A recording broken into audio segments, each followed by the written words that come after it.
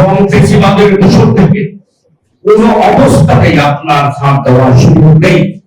হাসিনার 17 বছর হলো নিখোঁজ কালো দিবস থেকে সামরিকতা ওর মন্ত্রটা হচ্ছে সত্য বলার সাহসিকতা, যেটা মাহমুদ ছিলেন অন্য সফলতা দেখাতে পারেননি। 17 বছর এদেশের মানুষ সত্য জানতে দেওয়া হয়নি। আমরা বাংলাদেশের খবর আয়নাগরের খবর পেয়েছিলাম বিদেশি পত্রিকায়। এই আমাদের সম্পাদকের জন্য ব্যর্থতা লজ্জার বিষয়। হয়তো আমাদের সাথে এই খবরটা আমরা সেখানে পেলাম। কালো দিবসে করে বলা হচ্ছে দুদিকে রামলিঙ্গি সুরঞ্জিত কালো দিবস হয়, হাসিনার 17 বছর হলো নিখোঁজ কালো দিবস থেকে। এমন কোনদিন পারবেন না যে সাংবাদিকদের উপর নির্যাতন হয়, গণমাধ্যমের উপর দলন বিমান হয়নি। এটা প্রমাণিত সত্যি।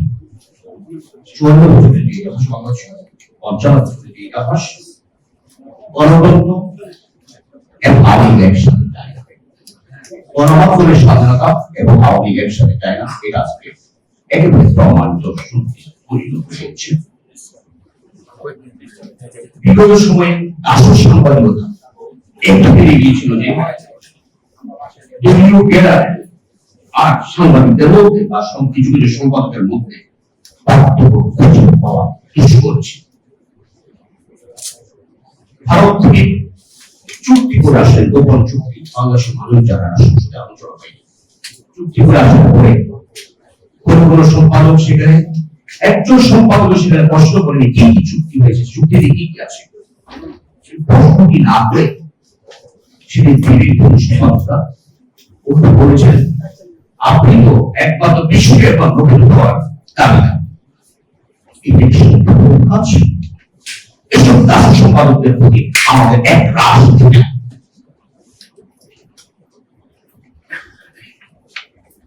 আমাদেরকে মনে রাখতে হবে এসব সম্পাদক সাংবাদিকরা মর্যাদা প্রাণ দিয়েছে। ছাত্র আন্দোলন ছিল, অন্যান্য ছাত্রদের নির্বিচারে গুলি করে হত্যা করা হচ্ছিল। বাংলাদেশে একটা পত্রিকায় প্রতিবাদ চালিয়েছে, সেভাবে বলুন। জাতীয় ইসলামের সামনে আমরা ঢাকা সাংবাদিক বাংলা ফেডারেশন থেকে একদিকে প্রতিবাদ করছিলাম, স্বাধীনতা বন্ধ করতে, আরেক পাশে সাংবাদিকরা সেখানে দাঁড়িয়ে শুধু এই ছাত্রহত্যাকে উৎসাহিত করে কাছাকাছি বাদশা এটাকে বাংলাদেশের এই প্রতিনিধিত্ব ব্যবস্থা এই যে সাংবাদিকতা সবচেয়ে দুঃখের যে বিষয়, সেটা আমরা যে প্রতিবাদ করেছিলাম, আমরা যে আমাদের ছাত্র সন্তানদের হত্যার প্রতিবাদ করেছিলাম, তার পক্ষে বাংলাদেশের ছোট ছোট পত্রিকা ছাড়া কেউ লেখেনি। সংগ্রাম লিখেছিল, নবজীবন লিখেছিল, ইনকাম লিখেছিল, মানব জমি লিখেছিল, একটু করে যুগান্তর লিখেছিল। একটা পত্রিকায় আমাদের প্রতিবাদকে একটা শব্দ পর্যন্ত লিখে, তাহলে আমরা কি এখানে যে সাবজেক্ট লেখা আছে প্রতিবাদ মোকাবিলা কি আমরা কোনো বুঝতে পেরেছি? কারণ শেখ হাসিনা ফেসিস্টকে মহাফেসিস্ট বানানোর জন্য, সুরেশকে মহাসুরেশা বানানোর জন্য আমাদের গণমাধ্যম বহুলাংশে দায়ী। আমাদের বহুলাংশ আমাকে স্বীকার করতে হবে। সেদিন আমাদের সম্পাদকরা তো বরং সুযোগ সুবিধার জন্য দাসু সাংবাদিকতাকে স্বীকার গ্রহণ করেছেন। মনে রাখতে হবে দাসু সাংবাদিকতাকে মানুষ পরে প্রাণে ঘৃণা করে, সম্পাদককে অসহায় আত্মসমর্পণ, মানুষ বিবেকবান মানুষ কখনো মেনে নেয় না, যেটা হয়েছে। শেষ করব কথা অনেকে বলেছেন, ধন্যবাদ জানাবো পুরো চিত্রটি নিয়ে এসেছে, এটা এসেছে কথা এসেছে আমাদের নিউজের প্রেসিডেন্ট বলেছেন, সেক্রেটারি অনেকে বলেছেন ফেসবুকের দোষর আমরা ফিরে আসতে শুরু করেছি। কোথাও কোথাও আমি সরকারের নবনীত লক্ষ্য করছি আমাদের বক্তব্য অধিকার আসবেন। আমরা দেখি আমাদের নির্যাতিত সাংবাদিকদের পাশে কিন্তু আমাদের অনেকে দাঁড়ান না। ফেসিবাদের দোষর একটু জ্বর হলে টাকা পাঠিয়ে দেন, আমরা কি কাজকে ধরে নিচ্ছিলাম? সেটাও আবার চূর্ণ কাজ, এই চূর্ণ কাজকে মাখামাখি করছেন, একদিন দেখবেন পুরো শরীর আপনার রক্তাক্ত হয়ে যাবে। সতর্ক করে দিয়েছি আজকে এই সেমিনার থেকে।